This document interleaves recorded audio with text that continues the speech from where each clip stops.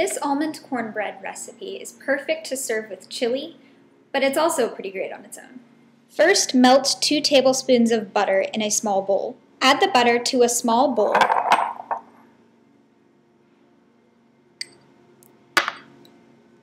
Mix in 2 large eggs. Next, mix in 7 tablespoons of almond meal or ground almonds. Next, add half a teaspoon of baking powder and 1/4 teaspoon of salt.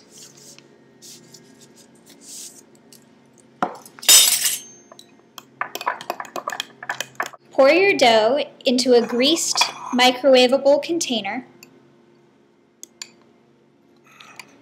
Spread the dough evenly in the container and microwave for 2 minutes on power level 8.